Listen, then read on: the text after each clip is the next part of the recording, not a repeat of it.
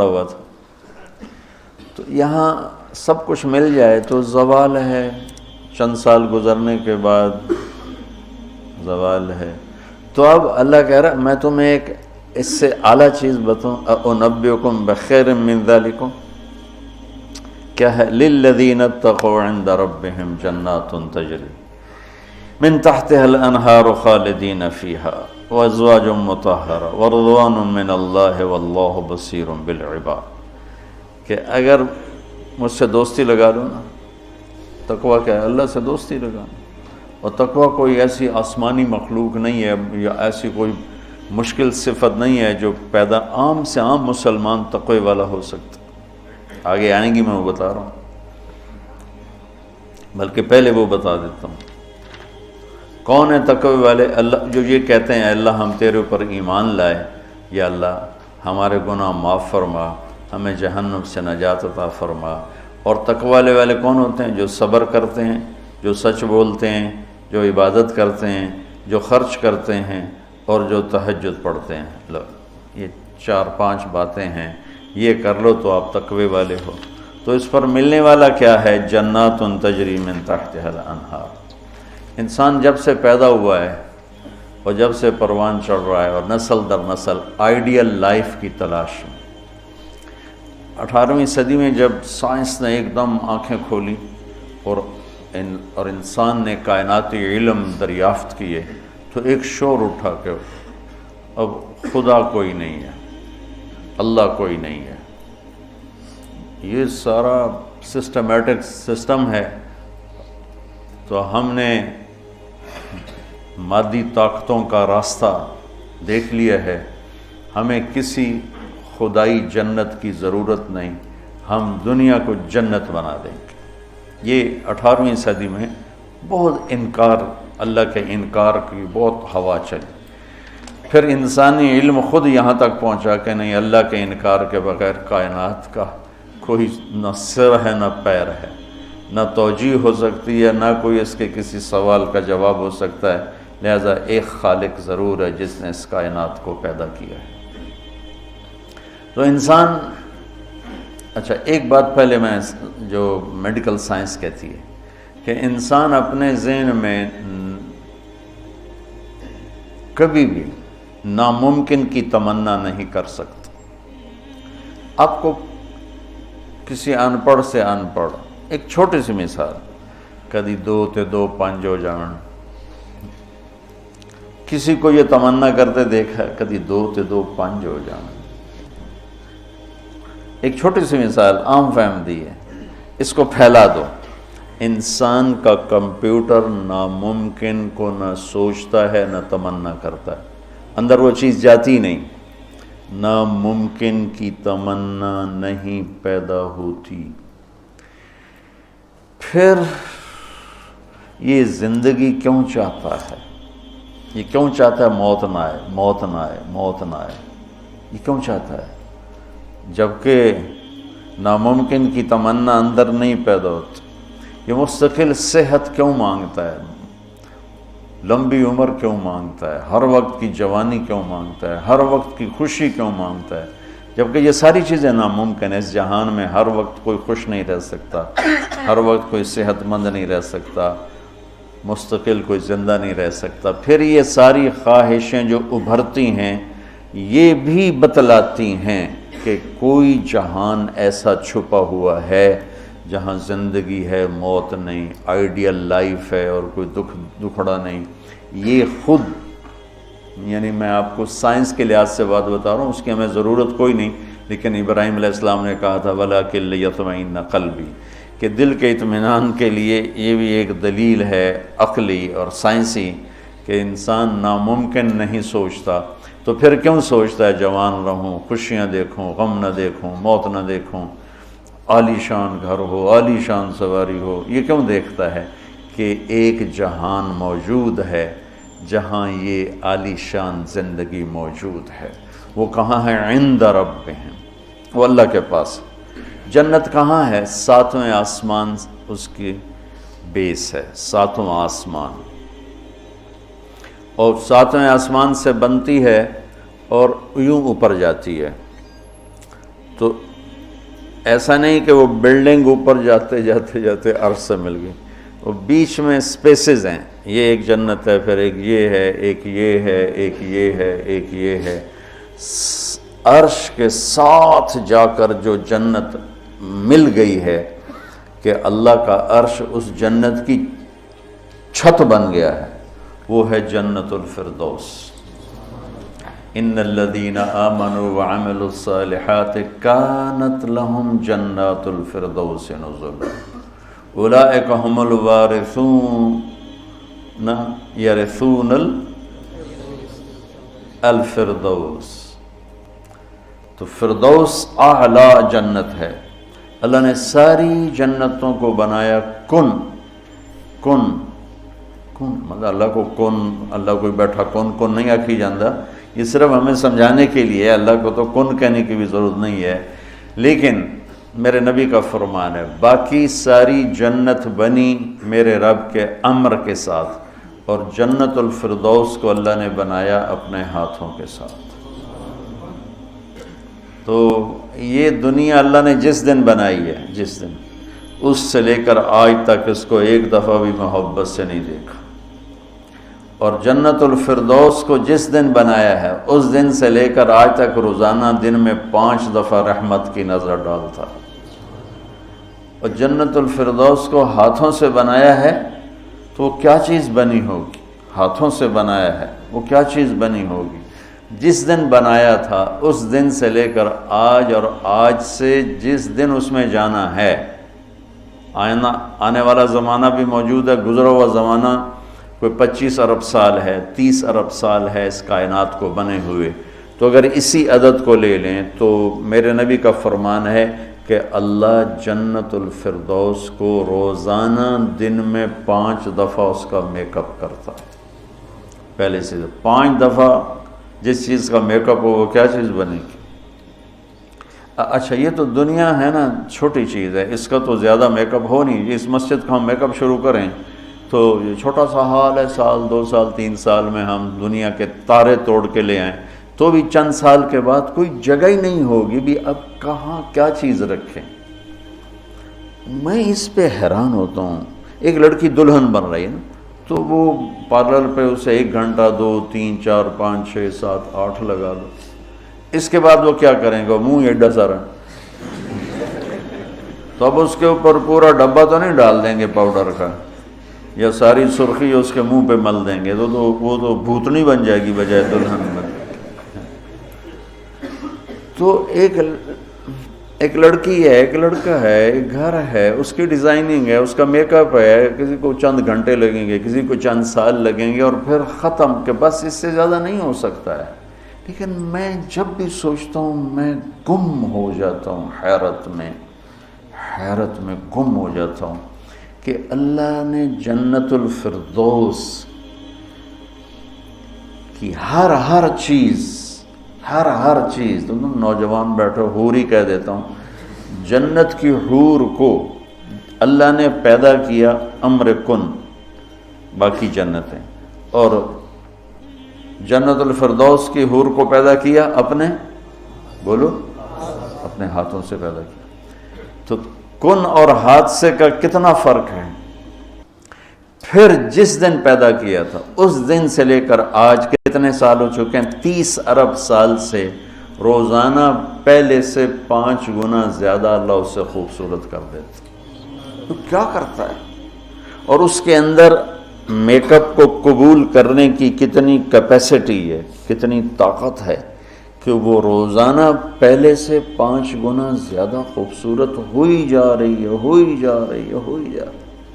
اس کی ایک چارپائی لے لو، ایک کرسی لے لو، ایک پتا لے لو، ایک تنکا لے لو، ایک مور لے لو، ایک کبوتر لے لو، ایک پانی کا دریا لے لو، شراب کا جام لے لو، سراہی لے لو، بستر لے لو، پردہ لے لو، پلنگ لے لو، گھوڑا لے لو، کوئی چیز جنت کی لے لو، ہرن لے لو، مور لے لو، کوئی چیز، ہر چیز کو اللہ پہلے سے 5 گنا زیادہ حسین، آج 5 دفعہ مکمل ہو گیا، کل آئے گا پھر 5 دفعہ پہلے سے زیادہ حسین۔ 30 ارب سال سے جس چیز کا میک اپ ہو رہا ہو اور آئندہ زمانوں میں بھی اس کا ہونا ہی ہے، اور میک اپ کرنے والا بھی اللہ ہو تو وہ کیا چیز بنی ہوئی، کیا چیز ہو؟ اور دنیا کو جنت بنا بھی لو تو موت کا کیا کرو؟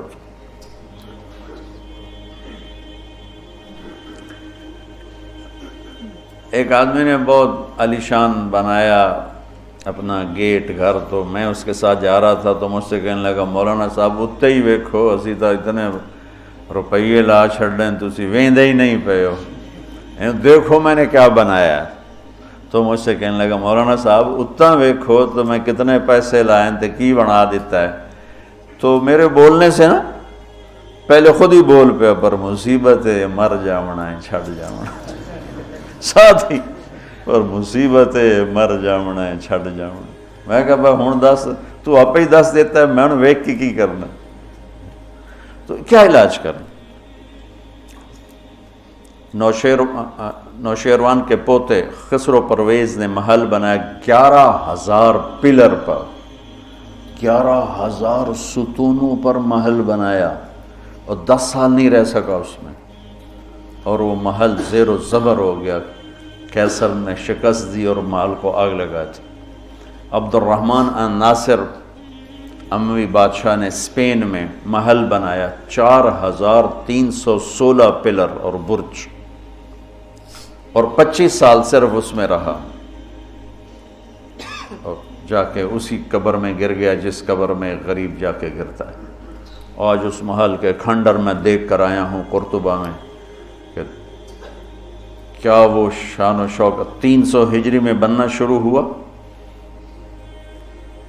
اور 1,000 خچر سامان ڈھونے کے لیے اور 10,000 مزدور مستری راج اس پہ کام کرنے کے لیے، چونکہ اس مینول کام تھا سارا، مشینی کام تو تھا نہیں، اور پوری دنیا سے سونا چاندی ہیرے لائے گئے، اور مختلف جگہ پہ پارے کے تالاب بنائے گئے سورج کی گردش کو سامنے رکھ کر، کہ پارا چونکہ ٹکتا نہیں، یوں یوں کرتا ہے تو سورج کی شعائیں اس پر پڑتی، اور جب وہ پارا ڈانس کرتا تو شعا بھی ڈانس کرتے ہی اوپر جا کے محل پہ پڑتی، تو پورا محل یوں رقص کرتا ہوا نظر آتا تھا، یوں سارا محل جھومتا نظر آتا تھا۔ اتنا اس اللہ کے نیک بندے نے تباہ کیا پیسہ قوم کا، اور ٹوٹل 25 سال، اب 350 میں وہ مر گیا، اور اس کی سوانے میں لکھا ہے 50 سال میں نے حکومت کی اور ہر دشمن کو زیر کیا، لیکن میں نے اپنی خوشی کے دن گنے 50 سال میں تو صرف 14 دن تھے، صرف 14 دن۔ تو اب اس کا کیا علاج ہے کہ آپ نے سب کچھ بنا لیا، موت کو بھگاؤ؟ جب موت ہے تو اللہ کہتا ہے یہ آئیڈیل ہوم نہیں بن سکتا، لہٰذا یا مجھ سے دوستی کر لے، تقوی اختیار کر لے، پھر تو دیکھ میں تیرے لیے جنت بنا کے بیٹھوں، 7ویں آسمان سے چلتی ہے، اور پھر یہ درجات ہیں، 100 درجات تو صرف جنت الفردوس کے ہیں، اور باقی پتہ نہیں کیا چیز۔ اچھا 7ویں آسمان پہ یہ اس کی 7واں آسمان اس کی بیس ہے، اور پھر 7ویں آسمان سے باہر نکل گئی، جیسے ہم وہ لوہا ڈال کے اور آگے شیڈ بنا دیتے ہیں، نیچے کوئی ٹیک نہیں ہوتی لیکن لوہے کے سریے ڈال کے شیڈ بنا دیتے ہیں، جنت کو اللہ تعالیٰ نے 7ویں آسمان سے یوں باہر نکالا ہے۔ کتنا باہر نکالا ہے وہ اللہ ہی بہتر جانتا ہے۔ پھر اس کو اوپر اٹھایا ہے اور اپنے عرش کو اس کی چھت بنایا ہے۔ جنت الفردوس کے لیے اللہ کا عرش چھت ہے اس مسجد کی چھت کی طرح، اور باقی جنتوں کے لیے اللہ کا عرش چھت ہے آسمان کی طرح، آسمان کی طرح۔ تو اس میں ایک تنکا لکڑی یا گھاس، وہاں کا تنکا بھی سونے چاندی سے بنا ہوا ہے، یہاں کے درخت لکڑی کے۔ ایک کہنے لگا سونے چاندی سے پھل کیسے آئے گا؟ میں نے کہا لکڑ تو پھل کیوں آ جاتا؟ یہ کوئی ہے عقل میں آنے والی بات کہ لکڑی سے پھل نکل ہے؟ لیکن چونکہ ہم ہر وقت دیکھتے رہتے ہیں تو وہ ہمارا ذہن اسے قبول کر چکا ہے. ورنہ کوئی عقل کی بات ہے کہ لکڑی میں سے آم نکل آتا ہے اور لکڑ میں سے انگور نکل آتا ہے, چھوٹی سی بیل میں سے اتنا بڑا تربوز نکل آتا ہے. یہ کیا چکر ہے؟ زمین پر پڑے پڑے پڑے پڑے پڑے اتنا ہو جاتا ہے. وہ کہتے ہیں کوئی فلسفی جا رہا تھا تو اس نے دیکھا اتنا بڑا تربوز زمین پہ پڑا ہوا اور آم لگے ہوئے درخت پر, تو کہنے لگا ایک ہی گل ہوئی, چھوٹے چھوٹے اتنے لا دیتے ہیں وڈے نو ہیٹھاں پاتا ہے. تو ابھی اسی سوچ میں تھا تو ایک کام ٹوٹ کے اس کی ٹنڈ پہ لگا, کہنے لگا سمجھ آ گئی یہ میرے اتنے ہندوانا ڈاندا تو میرا کی حال ہے,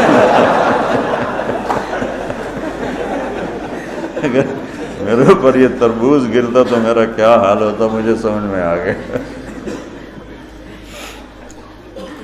تو اللہ نے ادنا ترین چیز جو لگائی ہے جنت میں سونا اور چاندی ہے, زمرد اور یاقوت ہے, ہیرا اور جوہر ہے.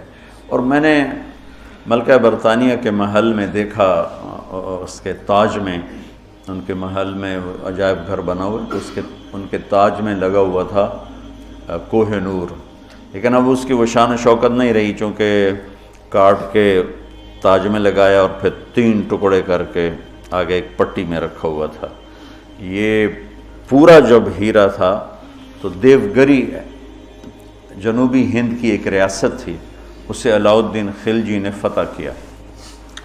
تو جب مال غنیمت کے لیے خزانے کا دروازہ کھولا گیا تو اس میں یہ ہیرا پڑا ہوا تھا.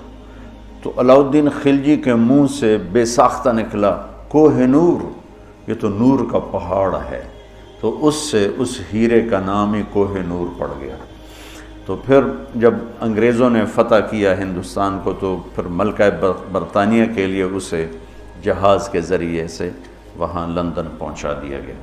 یہ دنیا کا سب سے بڑا ہیرا تھا, ہو سکتا ہے اب اس سے بڑے ہوں, لیکن جنت کے کسی بھی لباس میں, تاج میں, گلاس میں, سراہی میں, میز پر, کرسی پر, بستر پر, مسیری پر, پلنگ پر, دروازے پر, کھڑکی پر جو موتی ہیرے جڑے ہوئے ہوں گے, اس میں سب سے چھوٹا موتی یا ہیرا یا نیلم یا زمرد یا پکھراج, جو بھی تم نام لے لو, جو آج دنیا میں قیمتی پتھر پائے جاتے ہیں, اس کو لا کر یہاں ٹیبل پر رکھ دو, وہ اتنا سارا ہو تو میرے رب کی قسم یہاں سے آسمان تک روشنی پھیل جائے گی اور خوشبو پھیل جائے گی, خوشبو پھیل جائے گی.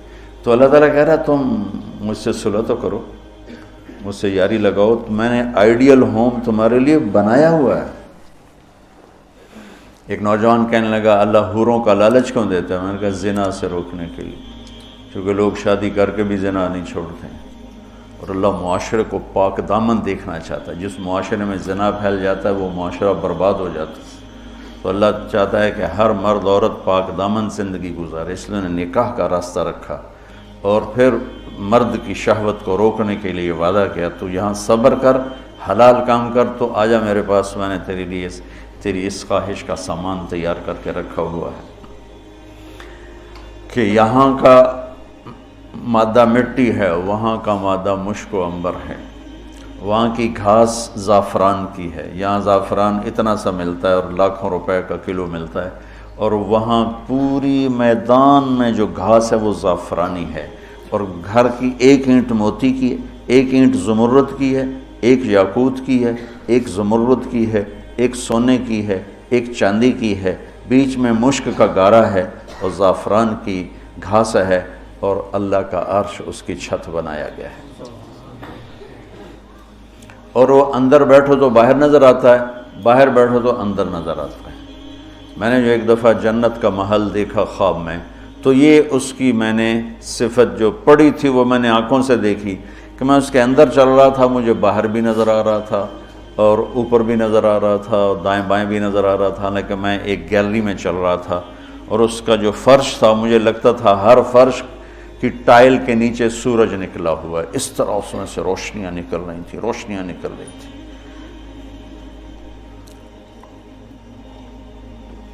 میں حور کو بیان کرتا ہوں جو ابن القیم نے لکھا ہے, لیکن جو میں نے دیکھی ہے وہ میں بیان نہیں کر سکتا. میں اس اب بھی دیکھ رہا ہوں,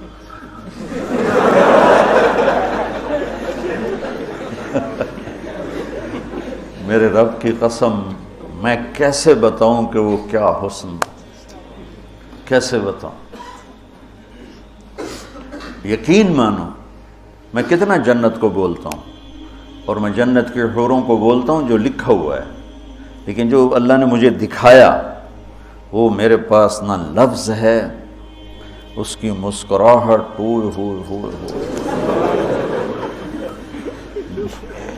اگر وہ دنیا میں ہوتی تو میں تو ویسے مری فوت ہی ہو جاتا۔ اس لیے میرے نبی کا فرمان ہے کہ لولا ان اللہ قضا لأہل الجنت الا یموت لمات من حسنها وجمالها، اللہ نے جنت کی لڑکی کو ایسا حسن و جمال دیا ہے، اگر موت مرنا گئی ہوتی تو اس کو دیکھ کے آنکھیں برداشت نہ کرتی، کلیجے پھٹ جاتے، مر جاتی۔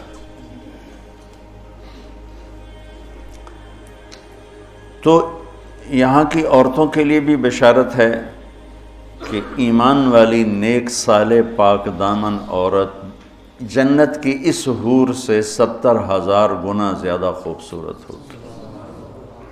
70,000 گنا کا مطلب ہوتا ہے لا محدود۔ ایک دفعہ حضرت ام سلمہ نے پوچھا یا رسول اللہ نساء الدنیا افضل ام نساء الجنہ، دنیا کی عورتیں افضل ہیں یا جنت کی عورتیں؟ آپ نے فرمایا بل نساء الدنیا، ام سلمہ دنیا کی عورت۔ تو انہوں نے کہا یا رسول اللہ وہ کیسے؟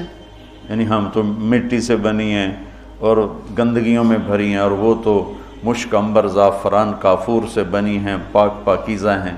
تو آپ نے فرمایا ام سلمہ بصلاتہن وصیامہن وعبادتہن للہ عز وجل، ام سلمہ یہ ان دنیا کی عورت نماز پڑھتی ہے، روزہ رکھتی ہے، اللہ کی بندگی کرتی ہے، اس وجہ سے البس اللہ وجوہہن النور، اللہ ان کے چہروں پہ اپنا نور ڈالے گا، واجسادہن الحریر، اور ان کے جسم کو ریشمی لباس سے سجائے گا، وامشاطہن الذہب، اور ان کی کنگھیاں سونے کی بنائے گا، ومجامرہن الالو، یہ میں نہیں دکھاتا یہ جو عود ہے الو، یہ پڑھن ایسا میں بیچارہ ماٹھا عود ہے، وہ تو جنت کا عود ہوگا، مجامر۔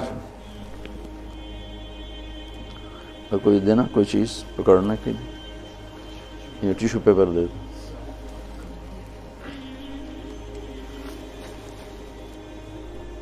دو۔ اس کو کہتے ہیں مجمار۔ مجمار کا اردو میں لفظ دھونی دینے کی چیز ہے، اس میں مجامر جمع ہے مجمار، کہ اس طرح ان کے سامنے ہوں گے اور اس میں عود جل رہا ہوگا اور اس کی خوشبو پھیل رہی ہوگی۔ یہ دنیا کی عود ہے، ساری مسجد میں خوشبو آتی کہ نہیں آتی؟ ہم ماٹھی سی چیز ہے، تو وہ کیا چیز ہوگی؟ اور خوشبو ایک بہت بڑی یعنی فریش کرنے والی ایک نعمت اللہ نے بنائی، کہ دماغ کی غذا ہے خوشبو، آنکھوں کی غذا ہے سبزہ، اور دماغ کی غذا ہے خوشبو۔ اللہ تعالیٰ نے اس کو خوشبوؤں سے بھر دیا ہے۔ عرفہا لہم کا ایک ترجمہ ہے کہ جنت کو اللہ تعالیٰ ان کے لیے خوشبودار بنا رہا ہے، عرف خوشبودار بنانا۔ ایک اور ترجمہ بھی ہے لیکن ابھی اس کی مناسبت سے مجھے یاد آیا کہ عرفہا لہم، کہ آ جاؤ ایک دفعہ مجھ سے دوستی لگا کے، پھر ایسی جنت دوں گا جس میں خوشبوئیں خوشبو ہوگی، اور ایسی خوشبو ہوگی کہ یہ ادھر تو لگاتے ہیں اور تھوڑی دیر بعد ختم ہو جاتی ہے، وہ تمہیں ہمیشہ مہکائے رکھے گی اور تمہیں ہمیشہ تر و تازہ رکھے گی، خوش و خرم رکھے گی۔ تو اللہ تعالیٰ فرمایا تو میرے پاس آ جاؤ، تو تم جس آئیڈیل ہوم کو ڈھونڈتے ہو وہ میں نے تمہارے لیے تیار کیا ہوا ہے۔ تجری من تحتہا الانہار، پانی یا انہار دریا کو کہتے ہیں، کہ وہ دریائی دریا ہیں۔ اصل میں یہ دریا وہ ایک کنایا ہے، یہ ہے اس کے لیے خوبصورتی کے لیے، کہ پانی سے حسن آتا ہے۔ لوگ سردیوں میں گرمیوں میں مری جاتے ہیں، ناران جاتے ہیں، لورالائی نہیں جاتے، فورٹ منرو نہیں جاتے، وہ بھی ٹھنڈا ہے، لیکن وہ اتنا ویران ہے کہ اس پہ سبز نام کی شے کوئی نہیں. اور کیوں نہیں ہے کہ پانی کوئی نہیں؟ پانی نہ ہونے کی وجہ سے کالے پہاڑ ہیں. مری ناران کاغان میں پہاڑ سرسبز ہیں کیونکہ وہاں پانی بہت زیادہ ہے. تو انہار انہار انہار، یہ اشارہ ہے خوبصورتی کی طرف.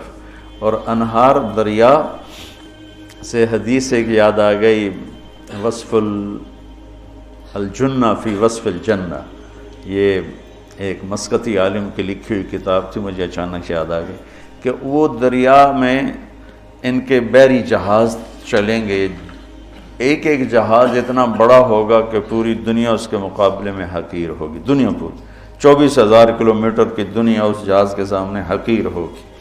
تو جب وہ اس جہاز پہ چڑھیں گے سیر کرنے کے لیے تو وہاں ان کے لیے الگ بیویاں ان جہازوں میں ہوں گی اور ان کو مچھلیاں گھیر لیں گی چاروں طرف سے.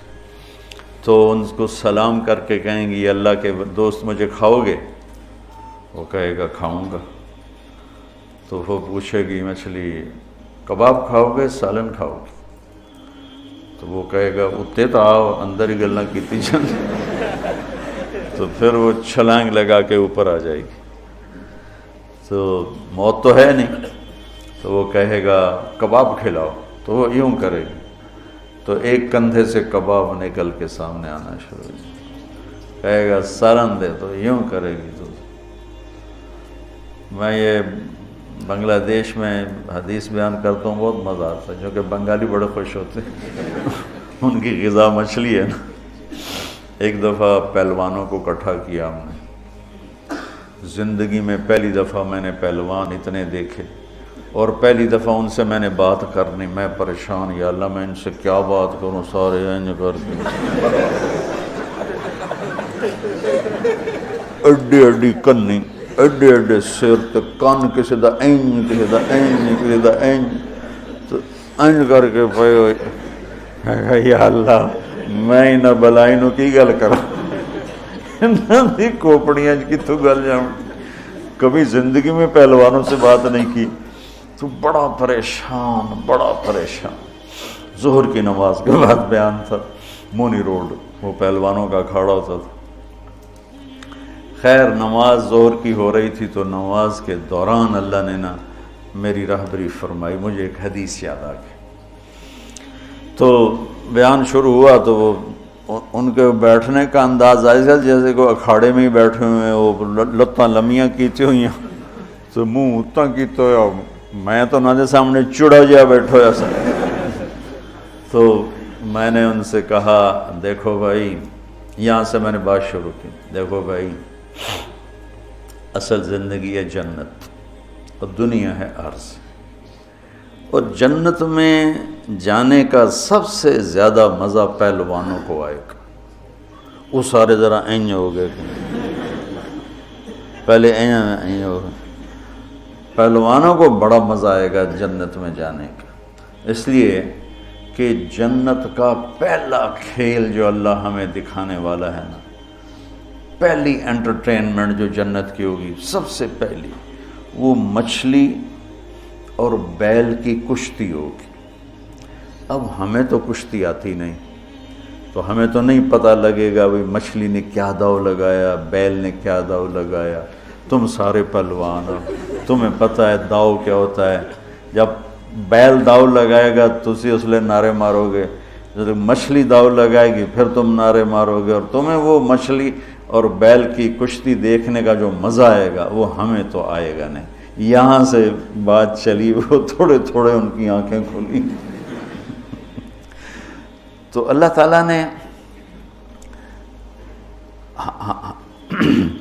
ایک عجب گھر بنایا ہے، اور ہمیں ذوق ہی نہیں، چونکہ جنت کے تذکرے ہی کوئی نہیں.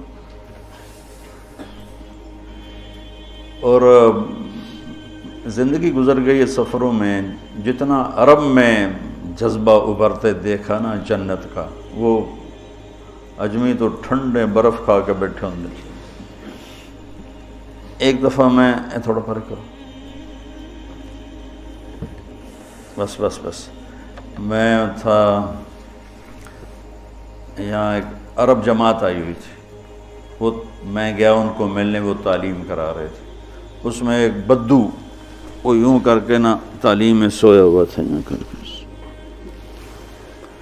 تو انہوں نے مجھے کہا آپ تھوڑی بات کر لیں،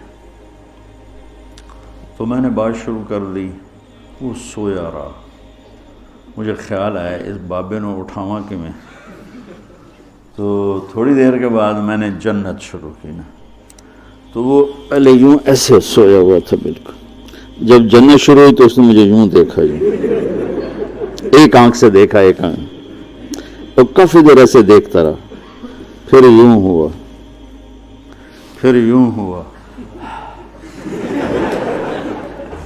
وہ پھر ایک دم جمپ لگایا، اور میں نے آئینہ کھولی نا کہ آئینہ کیا چیز ہے، تو پھر جمپ لگا کے ناچنا شروع ہو گیا، حور حور حور حور۔